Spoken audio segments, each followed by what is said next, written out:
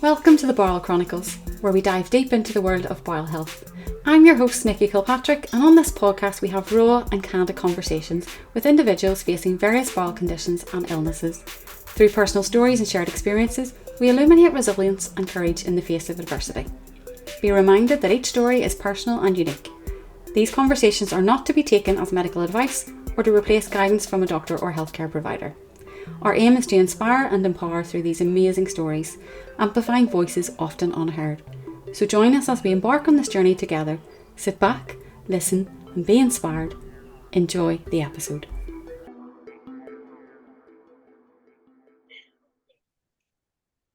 Well, hello everyone, and welcome to another episode of the Bowel Chronicles. I'm your host, Nikki Kilpatrick, and today we are joined by the lovely Karen McGuinness, also known as the Busking lady with the ostomy. Karen, it is so good to have you with us here today. She's giggling, guys, because she's been slagging my Belfast accent off before we came online. Karen, it's great to have you here today. May I just say that you've been also slagging my Dorset accent as well? I mean, right combination we are, aren't we? We are, yeah. So our audience are in for a treat today. It's so great to meet you and great to see you face to face. I know we've been friends for a while now, but it's just lovely to finally meet you and see you. And yourself. We've been trying to get this arranged for a while, and finally, you're a busy woman to hem down, so I've nailed it today.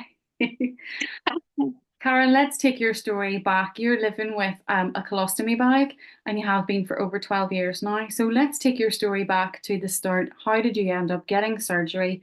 And then we'll get to all the fun stuff that life has blessed you with post-surgery and all the fun things you get up to. So let's hear a little bit about you. Yeah, of course. Well, my name is Karen McGuinness, and I am 52 years of age. I have 2 children and 2 grandchildren. And at the age of 29, I went through life-changing experience where I had a smear. Unfortunately, my mother was 42. She died at the age 42 of cancer. So having a smear at the age of 29, I was having symptoms. They found abnormal cells. Mm-hmm. So these abnormal cells concerned my surgeons. I'm sorry if you can hear my budgie in the background. That's the best. Right. So yeah, it was, I think it alarmed them because my mother was so young. So they decided that, having this smear and finding these abnormal cells, and testing them, it was serious stuff. So I didn't really have a choice, because obviously it was a case of life and death then. So I had to have emergency hysterectomy. So within a week, at the being told at the age of 29, I was told that I'd have to have emergency hysterectomy. Yeah. But obviously they had to plan it all. But it just happened just so quickly. Everything happened so quickly. So it worked out it was about 30 by the time, I'd had my surgery. But they took my womb, my cervix, ovaries, everything.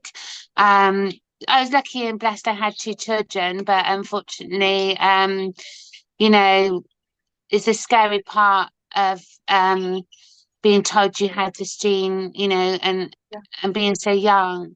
So, everything went okay with the hysterectomy, but not so okay after.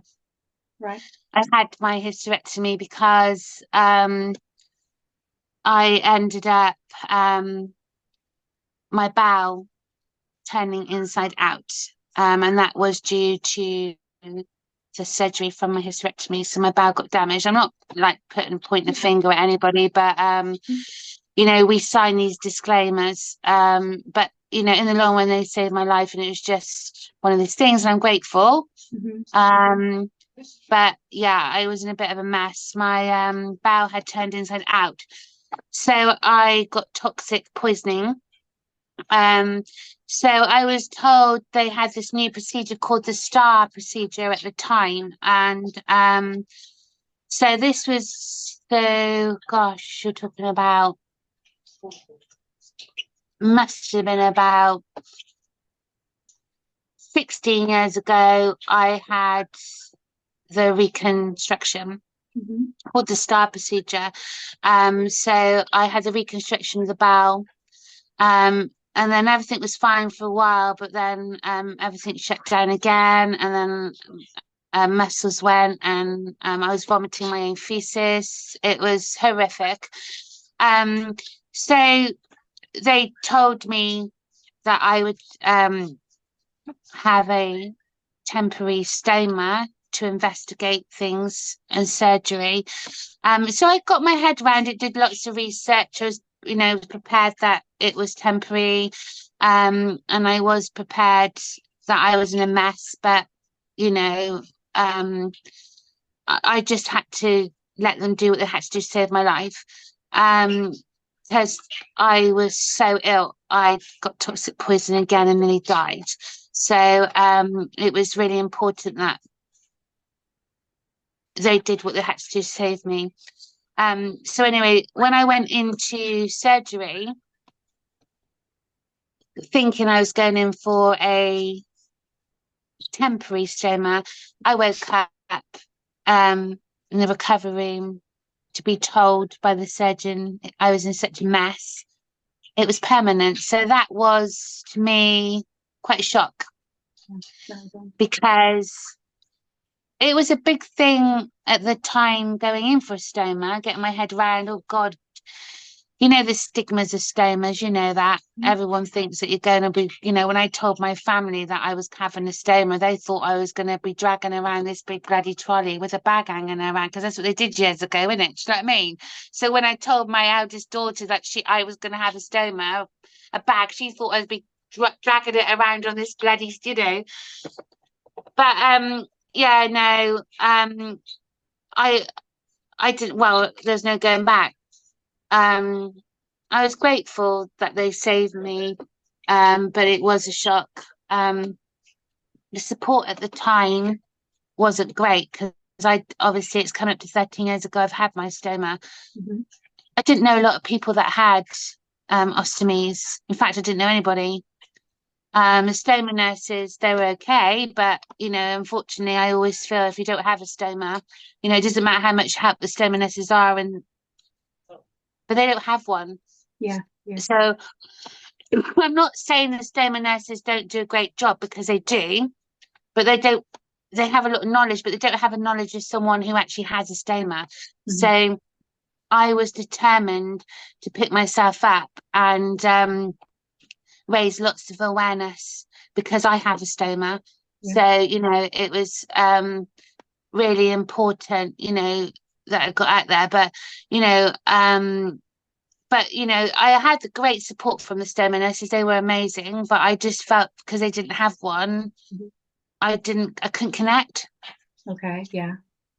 So I went out and I decided to raise my own awareness and things, because I felt so lame.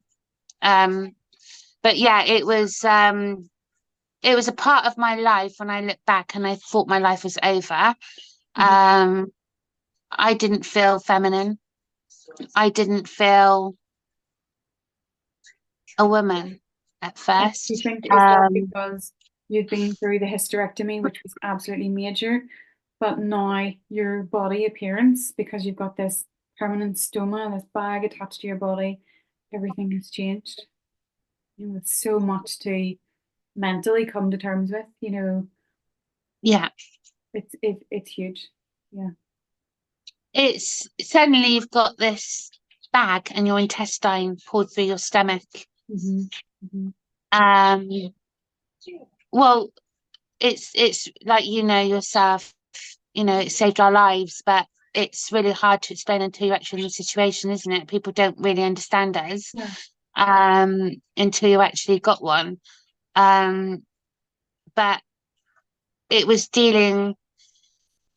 I was so stubborn. I mean, the stoma nurses came out to my ward and I'd already changed my bag. But, I'd already been in touch with Convatec. and had my bags, had my own stuff.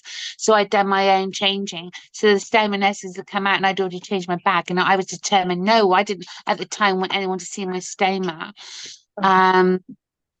And, you know, I am still to this day very stubborn, but it was just, I thought I wouldn't be able to do that. I couldn't wear tight dresses. I wouldn't be able to wear my skinny jeans again. My life has changed. You know, I'm not going to be able to wear or do the things I've previously done. But the thing was, I did have a good support network around me at the time, and the company that I worked for at the time was actually Marks and Spencer's, and then my management team at the time were absolutely amazing. And I remember one of the managers saying to me, I'll help you, because I call my stoma Daisy, because she's quite neat. She says, "Oh, I'll help you change your Daisy for you if you." Wow. Wow. So the support at the time was good, but I just, because before that I was doing modelling and stuff, and I thought I'd never be able to do my modelling again. I'll never be able to do the things. I never have the confidence again. And Did you put that down to how you were feeling at the time? You know, yes, body confidence, yeah. or did you hear that from someone? You'll not be able to wear skinny jeans again. You'll not be able to wear those things, or was that just your personal perception of it? You know, and how long did that last before you got over that? Well, I think it was, I was going to a wedding and I was panicking on what to wear. And I thought to myself, what the heck am I doing here? You know, I love my clothes. I love my makeup. I love, you know, appearance. And I'm thinking, you know, okay, I've got this bag. Pull yourself together. Come on. So I went out and I bought myself the most tightest fitting dress and I dolled myself up. And I went to the wedding and I felt like an absolute $1 million, but I was conscious all the time about my bag, you know. But as time got on and the more confidence I was doing, then I was asked to do modelling and stuff, and it gave me the confidence to make me realise that, you know, I'm okay. I might have an ostomy, but I'm still me. I'm still Karen. You know, I can still do the things I want to do. I can still do my modelling. I can do my exercise. I can see swim and you know, and do my running. And I remember I was watching the London Marathon not long after I'd had surgery, and I said to myself, I'm going to run that one day. And I was told, you'll never complete it. And that is the worst thing anyone can say to you, is you'll never complete it. So 2 years ago, I ran the London Marathon for Children with Cancer UK. And the reason I ran the London Marathon for Children with Cancer UK is because obviously I give talks and have been in communication with a lot of parents of children that have ostomies, which, you know, we follow a lot with, you know, Jessica, and, you know, there's a lot of, isn't it? We know a lot of children. Yeah. So I was determined, you know, there are children out there who have got cancer that have got bags and stuff, and that's why I chose Children with Cancer UK. So 2 years ago, yeah, I got over that finishing line after collapsing on mile 14. But yeah, and then I ended up with that picture that went viral all around the world with Kelly, who picked me up at the same time. But the thing was, we're stubborn, aren't we? And I think, you know, I won't give up. Yeah. And I won't give in. And I won't let anyone tell me no. But running the marathon again, that's definitely not. Yeah, you've done it. You can say you've done it. I have been very tempted to. I was tempted recently, but then I thought, no, don't do it, Kaz. You've got nothing to prove. You know, you've done it. Yeah, but exactly. Yeah, it's just believing, and then, you know, our minds are our only limitation. You know, your own the power of your own mind is it's so powerful. You know, you put your head to anything that you can achieve it. I can remember actually a few days before my surgery, the weekend before my surgery, my surgery was elective, but it was in 8 days. Um, and I can remember my sister coming in to my bedroom, and she just went, "What is going on in here?" And I had everything in the house sorted. Everything was in its place because I thought if I'm coming home to recover and I can't do these things, I need to have everything in its place. And so I can remember going through my chest of drawers and my wardrobe for the final time. At the last minute, my husband and I, we have 6 wardrobes across our room, and we both swapped ends of the wardrobes. And I was holding a bodycon dress, and my sister went, "That's a question. How do you feel about that after surgery? You know, on the other side of surgery." And I just looked at her, I said, "What do you mean?" And she said, "Will you still wear them?" And I just went, "Yeah, I will, because it's who I am." I've Yeah. always owned bodycon and fitted, items of clothing, and it's what I feel confident in. And I thought, I can't have that mindset of a stoma is going to dictate how I feel or what I wear. And the other thing is, where the mind's concerned, for the last 10 years, I worked hard on my own journey, and kind of similar to yourself, of self-love, of I'm no longer this person that always wears black and walks into a room and is this dark person. When I walk into a room, I'll wear bright orange, bright green, bright colors. People will see me when I enter a room, and people aren't going to be looking at your outfit to go, "Oh, have you got a stoma below there?" They are attracted to what they see, and if you're bright, they see a bright outfit, and they're not actually engaging in, "Oh, I can tell you've got a stoma." That's us. That's how we view ourselves, because we know we have it. And I just, for the last 7 months, that's where I've gone to. I thought, I have to own this. I have to, like, I went out 3 weeks post surgery and I wore a tight bodycon dress. In fact, I interviewed somebody a couple of weeks ago, and she said, "I seen your picture on social media." And I went, "Who is that girl? I need to know her, and I need to get what she's getting. I need to get what she's getting access to." And it was because I had gone to my daughter's 21st birthday party 3 weeks post surgery, and I wore a tight silver bodycon dress. Good for you. And I felt amazing. But again, it's down to how we want to feel. If we want to feel frumpy and we want to hide it, that's how you'll feel. Yeah. If you want to feel good, it's on us to kind of put the effort in and make it, I think. Yeah. But it's about self-love. And I think if you learn to self-love yourself Mhm. and believe that you, just because we do have ostomies, we are still us. We can still feel and look beautiful. We can wear whatever we like, and it's believing that we can. And the more I've done over the last 13 years, to me now, I don't think twice about, walking on the beach in a bikini, because it doesn't, I love modeling. I love modeling lingerie. I do a lot of brand work now. But the thing is, it's just confidence. Yeah. And the more you do things for yourself that make you feel good, Yeah. the more you want to do it. It just it makes you feel good when you put on a nice dress, doesn't it? It makes you feel Yeah. good when I put on my I live in my Levi jeans, and I'm most the skinniest jeans ever. And Yeah. I have had them. I will say it's all been a bed of roses, though, and I'm going to be telling you this now. Yeah. It's not been all a bed of roses, because there was a time where Mhm. I was getting a little bit cocky, and I thought I'd go out wearing all white. And I won't be doing that again. So unfortunately, my intestine now doesn't work. So I'm in complete control, because obviously I have to self-evacuate and irrigate and do all sorts of stuff to get my waste out, because obviously my intestine's completely shut and there's nothing more they can do for me. But before it did shut down, I was getting a little bit cocky and everything I was wearing, and I went out all in white. Don't ask me why. I had a pair of white That's skinny good. jeans on and a white top. even white bloody trainers, and I went downtown and I was invincible.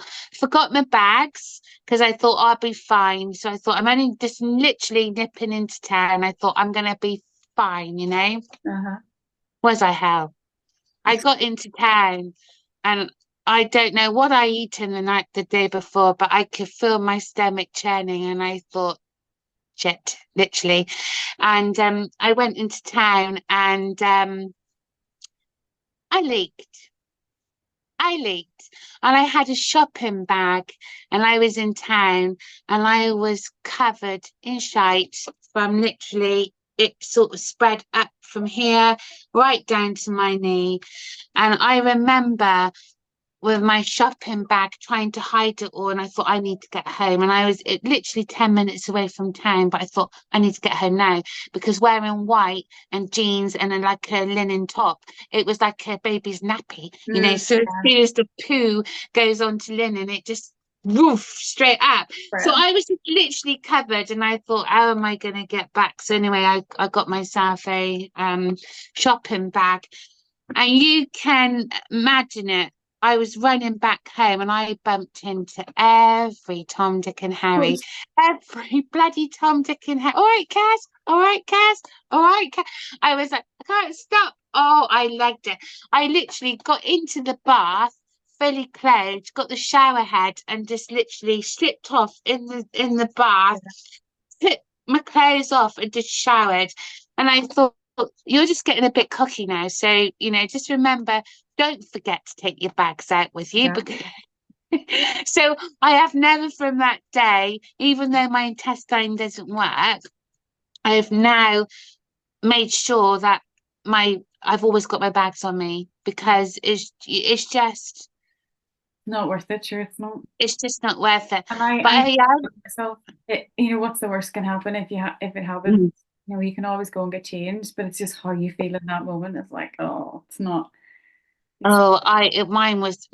I couldn't even go to shop and get changed because I was just literally covered. I was like literally, it was horrendous. I just chuck all the clothes away. You learned. You learned. You learned the hard I way. didn't get the problem now because my intestine doesn't work now. So, or mind you, I had COVID last week. That was yeah. Well, yeah. Have you had COVID with an ostomy? Yeah. Have you had COVID I've had with your COVID, ostomy? but not with an ostomy, no. Yeah. That was something. Interesting. I'd be constantly holding it and afraid of coughing and getting a hernia or I don't know, being Yeah, there's one thing I ended up with having a hernia repair done. I was very naughty. So about 7 years ago I had to have a hernia repair. So the doctors were saying to me at the time just to make sure that, you know, you don't lift and you don't this and that after surgery when you have your ostomy. But unfortunately you do start to feel a bit invincible and then you end up doing things because you want to be normal.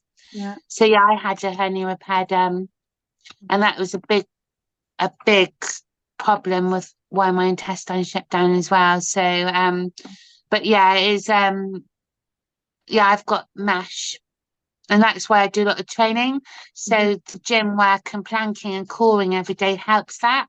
Yeah. So I plank every single day and I go to spin 3 times a week and hit the gym. Yeah. But coring is really good for muscle strengthening around the tummy area for stomas. The planking is brilliant. Yeah. I have to say I do get, you know, a sick pleasure from doing planks and exercising every day. Yeah. I think the majority of people when they see that you exercise, they're like, "Oh, you're going to give yourself a hernia," and I'm like, "No, I'm trying to prevent getting a hernia because Yes. those muscles all give up. That's whenever I'm going to get a hernia." So for me, exercise is just it's been my happy place for the last 4 years. You know, consistently every single day. It's part of my business.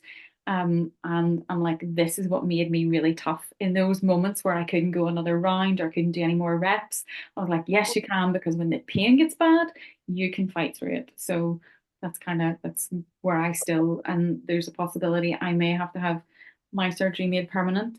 And I'm like, that means another surgery, that means another recovery. I need to be as fit and healthy as possible.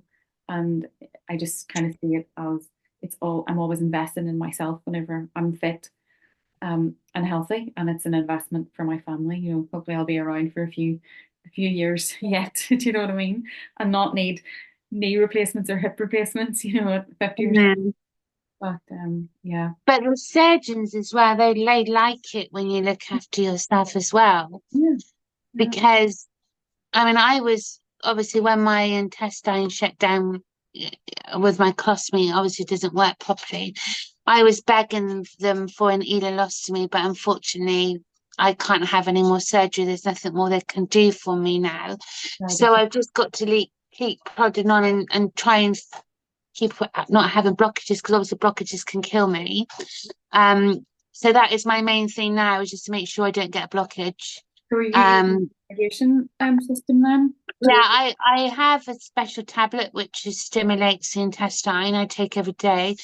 Every 3 days I blast out. So that's like with a lot of Movicol, just literally turn it to water to get it out. I'm also I can irrigate. But my problem is I don't have any muscles. So everything I eat lays doormat. So I have food, and then you could take your Movicol, and it just like builds up into your intestine.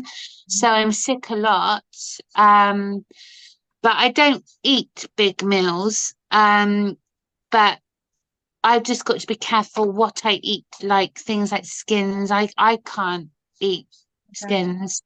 Like I can't digest and break down jacket potato skins or sweet corn or cherry skins or sultanas or things like that. I have to be so careful in everything I eat. With what I have, I know everyone's different, because I know that I was talking to my friend Nick from Vanilla Blast. She can eat mostly anything because she has an ileostomy. I don't know about you. Can you digest everything? Eat everything. Yeah. See, I can't. I have to be first, but now I'm over the fear. I just try everything once to see yeah. how. Yeah. Well, unfortunately, that's what happened to me. I devoured a box of cherries in Marks and Spencer's going back. Oh God, it was about 8 years ago. We had cherries upstairs in the staff canteen, and I was devouring them like they were sweets. And then I ended up in hospital for 3 days with a blockage that nearly killed me.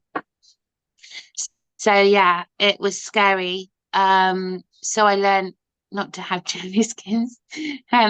But yeah, I can't have jacket potato skins or sweet corn or anything like that.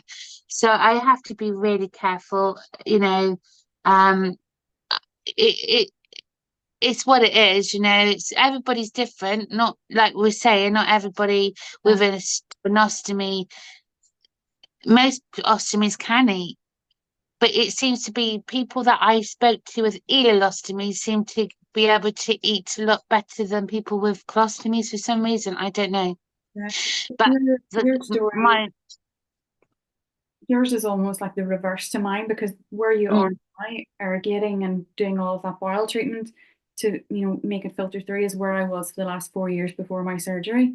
And it's absolutely horrific, because I couldn't eat. I was on a liquid only diet because nothing could get through. I mean, your colon's that badly stretched and weighed down, nothing can push through it to get it out. And if you don't have the muscle, you don't have peristalsis, it's really, really, really hard. So like, hats off to you that you're still trying to, eat meals, and you're keeping fit and healthy and able to do all of that, because like the life that you lead, we see on social media, like you're bubbly all the time, your character, you're just so full of life, but yet you're still living a daily battle with having to do those things that you just accept as your norm now, and will always be. That's you're to be I commended. think, raising awareness is everything to me, and doing my little TikToks and pranks. It's who I am. I love to have fun, but I can honestly say, I do have my moments where I think, oh God, I've got to live with this for the rest of my life. But I do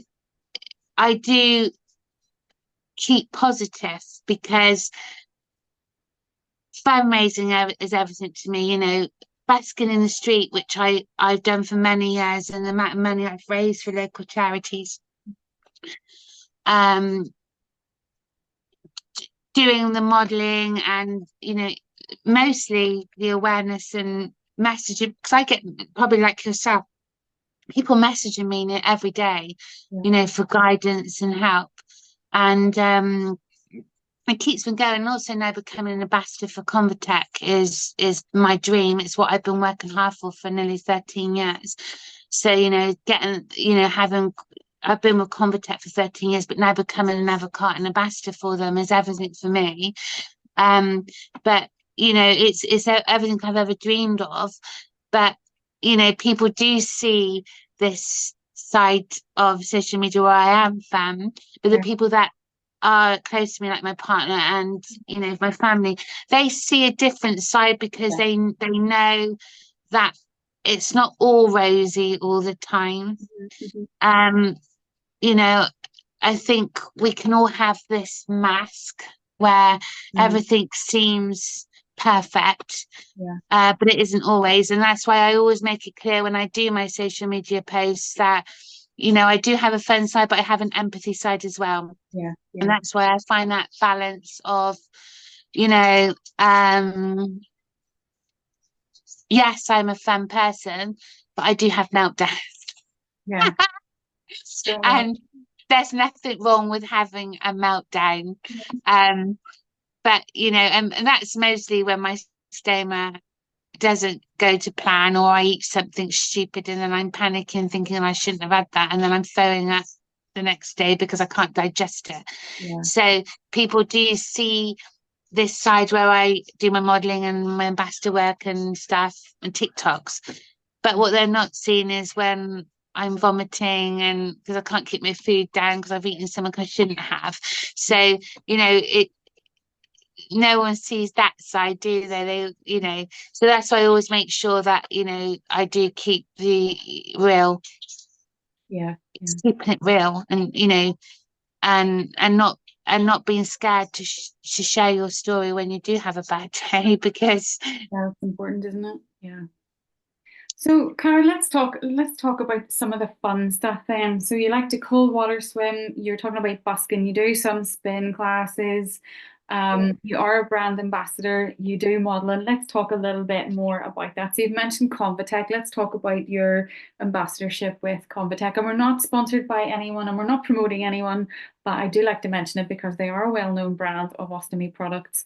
And no matter whether who the ostomy it is around the world, you will have heard of Convatec. And you are the face of October. So tell us a little bit more. So like I said, I've been with Convatec from day one. They're a bag company. I love their bags. I love the product. I have trialed over the years their products. And, you know, obviously raised a lot of awareness for Convatec. But recently, I was asked by Convatec to become an advocate and an ambassador. So I now have my contract with them, and I'm signed with the USA and the UK. So, you know, that's, you know, basically, you know, raising awareness for the Convatec and the ostomies, but obviously working alongside stoma nurses and giving feedback on new products that are coming out.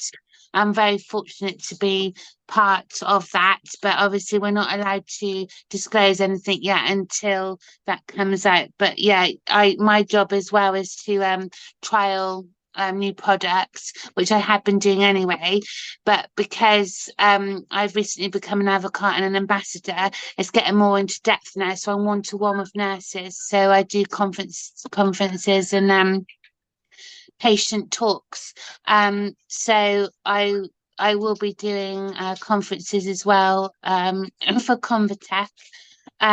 So that's really important to me because obviously that not only is it, you know, showing the product that we have for Convatec, but it's also raising awareness as well.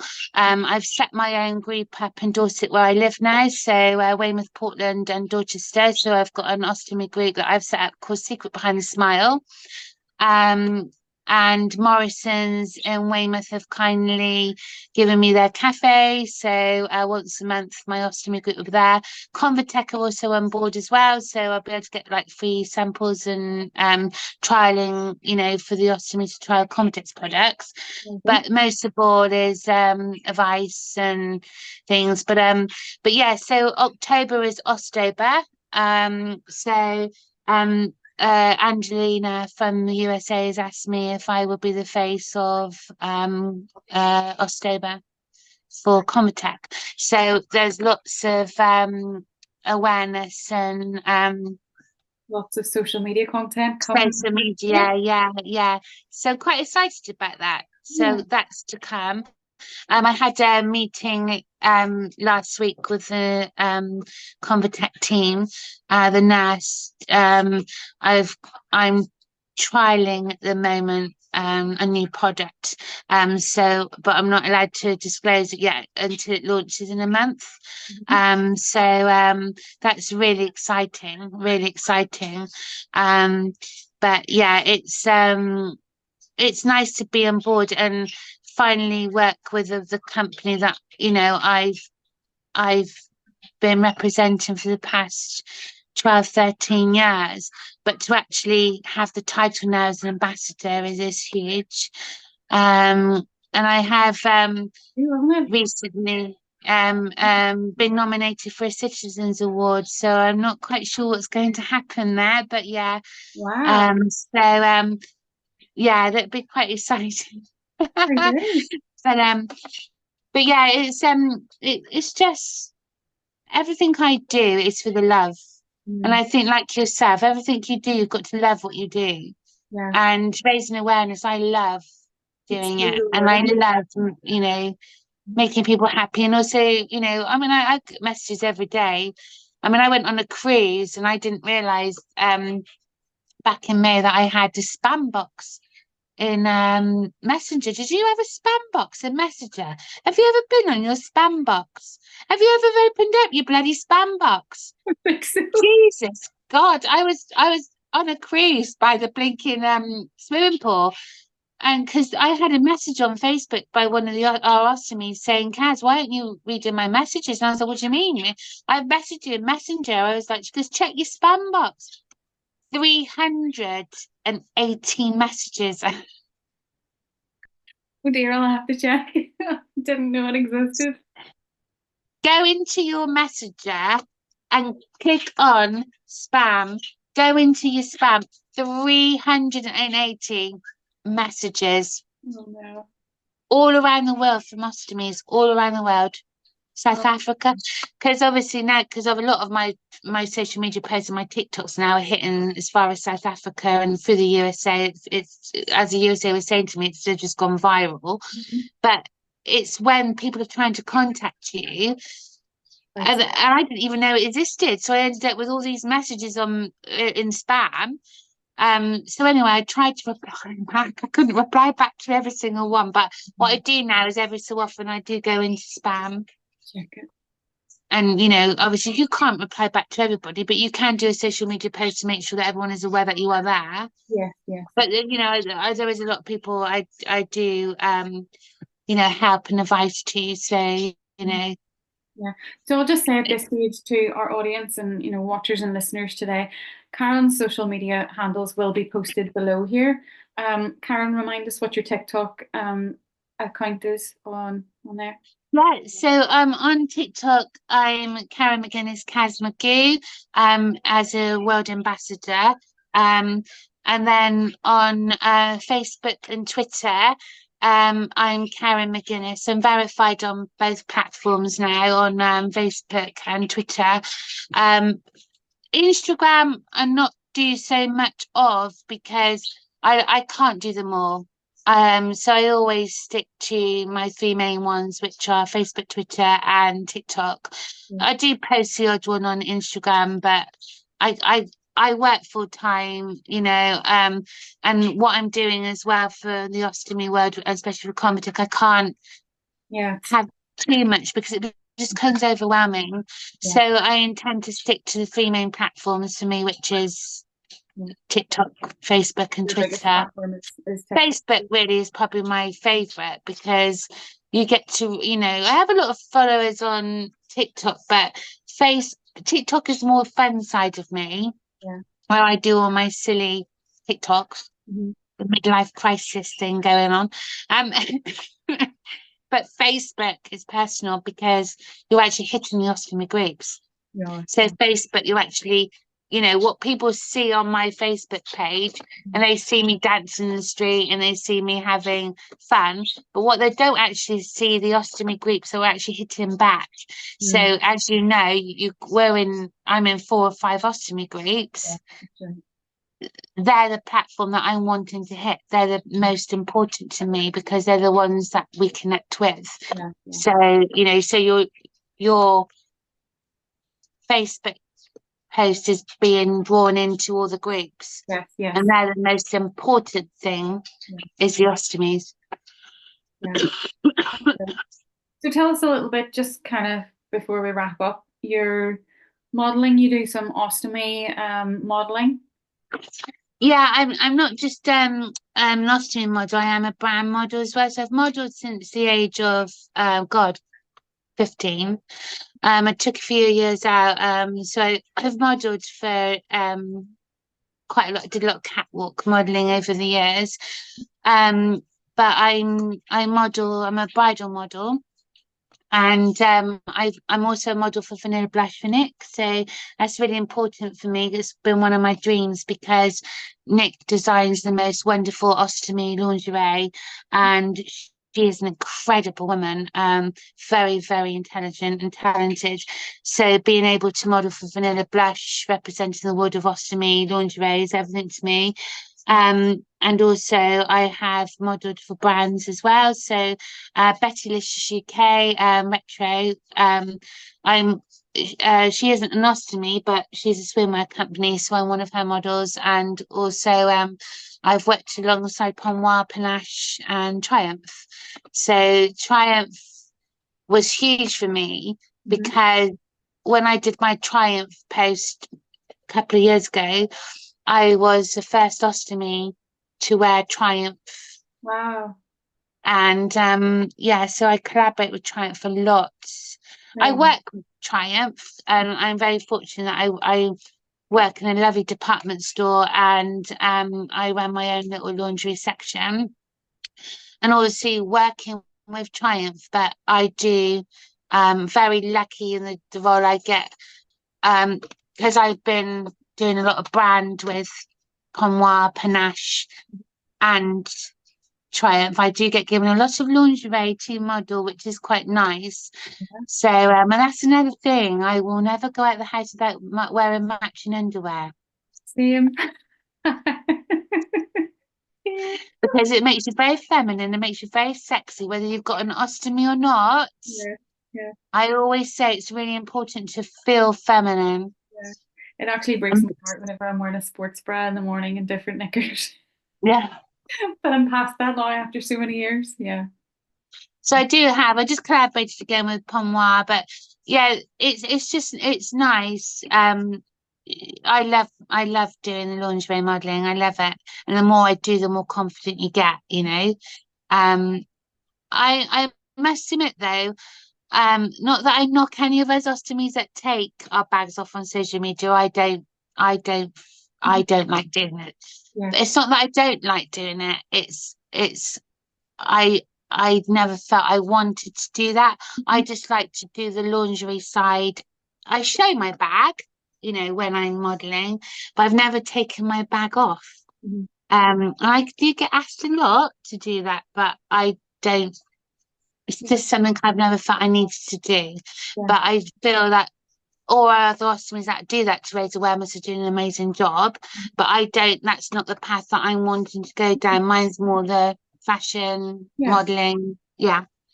But yeah, it's it does make you feel good when mind you, I don't think my dad approves when I'm dancing around in my lingerie doing a TikTok. I've been told told off many times.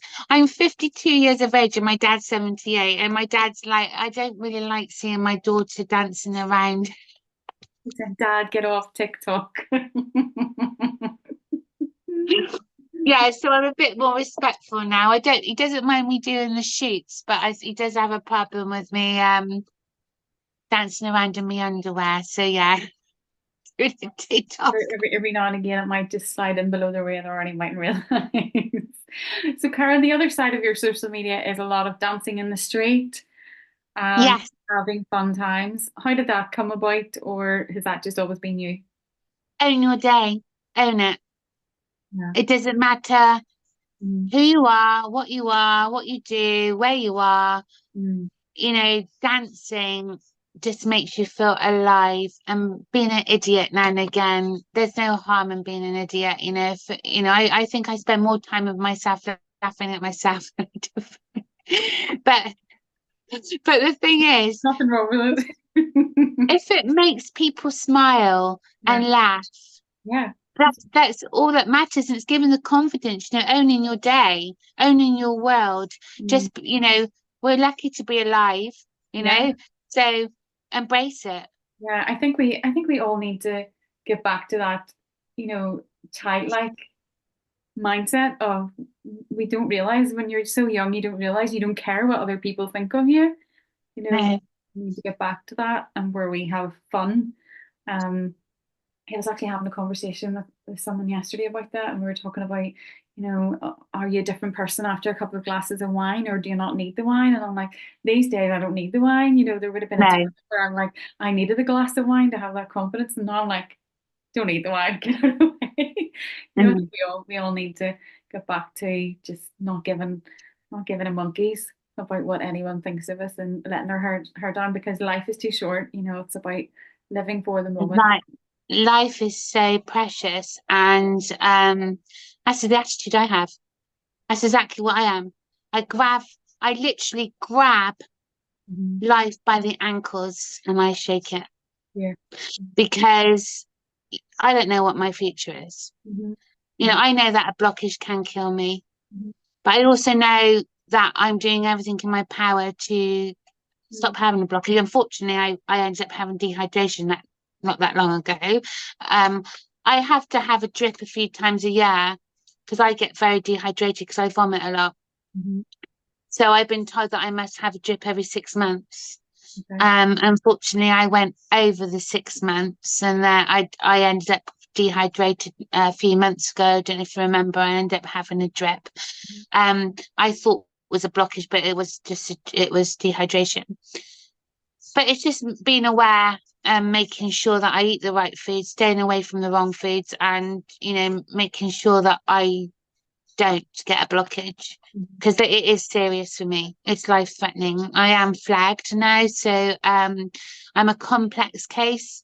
So it just means that when I go to the hospital, I can get access straight away into a ward. But the thing is, I've just got to look after myself, and my partner, he's amazing. So he's checking on the food as well. He's just amazing. He honestly, you know, he I you know, to be with somebody that cares, Yeah. and he actually knows what I can't and can't eat. Mhm. And it's just so nice, isn't it, to be with somebody who actually Has your cares. interest at heart, yeah, because you matter. And Yeah. he does, and it's wonderful, because the last thing I want to do is to scare him having a blockage. So I am very careful, and I don't overeat, because obviously if I overeat, because my intestine doesn't work now, I'm vomiting. So when I get to a stage where I do feel full, I have to stop. Yeah.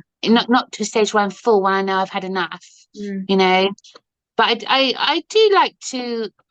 I don't eat a lot of bread or potatoes because carbs do bung me, but I do like them now and again for when I'm doing my exercises. But yeah, I mean, I do eat very healthily. I like chocolate. I used to like it, but it's not really a fan of me anymore with the ostomy. It's like a laxative. Oh, like I don't want really high output, so I'm having a lot less of chocolate in my daily life, which seems to be coping with okay.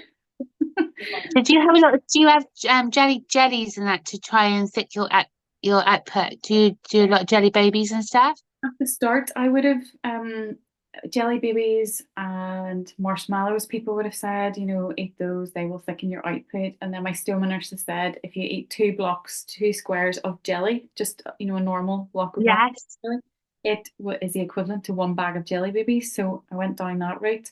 I then gained a few pounds and wasn't happy with that, so I got really strict.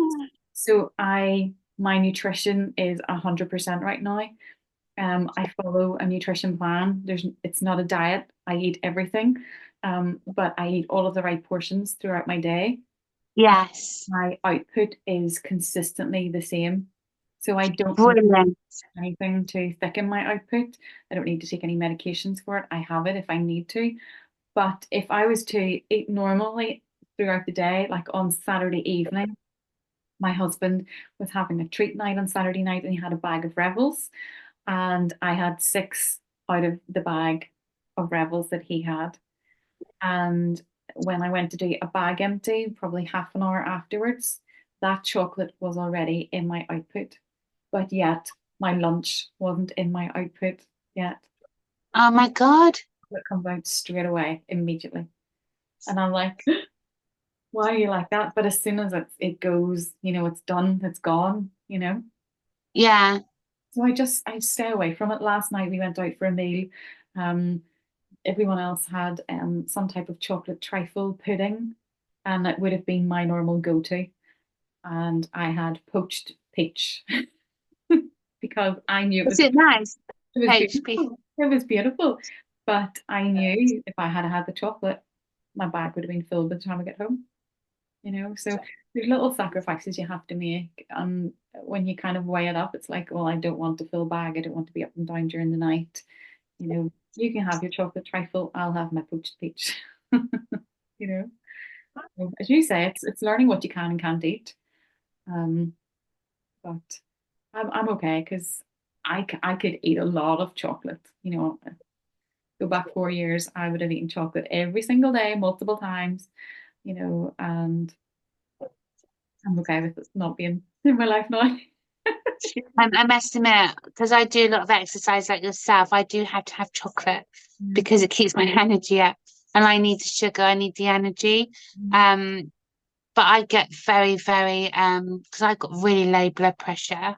yeah, And I do get very dehydrated. And mm, I always find out a little bit of chocolate is good, especially before spin class. Because yeah, obviously I don't know if you spin, but I'm spinning like 3 times a week. I'm burning a lot of calories. yeah. Would you take a Then hitting the pre-workout or gym. anything? Sorry? Drink pre-workout before you exercise, or extra electrolytes? I do take electrolyte Yeah, capsules yeah, yeah. every couple of days. Yeah. Yeah, to try. Yeah, I take it. I do, but I do. I just make sure that I eat Mhm. properly before I go spinning. Yeah, So, I just got to make sure that I'm having like proper food before I go for spinning for my energy. yeah, yeah. So, But well, no, go I ahead. live on poached eggs and avocado. Yeah, I love poached eggs and avocado. I had that for tea tonight. So I'm eating very healthily. I can't eat red meat. I can't digest it. I can eat a lot of chicken. mhm. Um, but I can't eat red meat and I miss a burger. I was saying to my partner the other night what I would give to have a Big Mac. Mm, that's sad. I craved a Big Mac the other night. I was just like craving one. So the guy was saying to me, why don't you try a vegan burger? And I was like, oh, vegan. Mhm. I might be able to digest a vegan burger. It might be, yeah. So I'm gonna go down that path. Never tried a vegan burger before. Me neither. I just crave gherkins. Oh, okay. Just get the gherkins. Just go to McDonald's and get a tub of gherkins. I don't like But them. then are the skins too? harsh. Can I digest it? Will I end up having a blockage? Start with one. You know, with my jaw going like that, right now. Oh. You're right. Wash it up. But listen, we've talked for 52 minutes. Oh my God, it's amazing. If there was one golden nugget you could leave our audience and listeners with today, what would it be? Yes, like my motto is always say, get out there, grab life by the ankles and shake the living daylights out of it and enjoy your life because life is so short.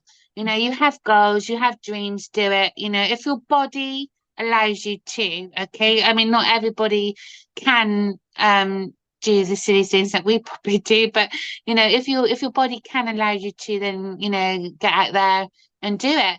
And if you know, there's no harm in having a bucket list. I mean, I've got so many things that I still want to do, and I'm achieving them. But you know, it's do it. Do it. Take life by the ankles and go with it. Yeah. Yeah. Yeah. Shake the living daylights out of it. It's been amazing having you on today, chatting with you. And, you know, for our audience and viewers, Karen's social media handles will be tagged below in the show notes. And as always, go give her a like, give her a follow, watch what she gets up to on a day-to-day basis. And if you have any other questions, do send her a message. You know, if they haven't been answered in this episode today, do pop her a message over. And I'm sure if you're not in her spam box, she will get round to sending you a message back. And she will help you out as best she can. But again, Karen, thank you so much for taking time out of your day. It's been the pleasure has been all mine. So thank you so much. Thank you. It's been really enjoyable. It's been lovely. Great. Thank you, Nick. Thank you.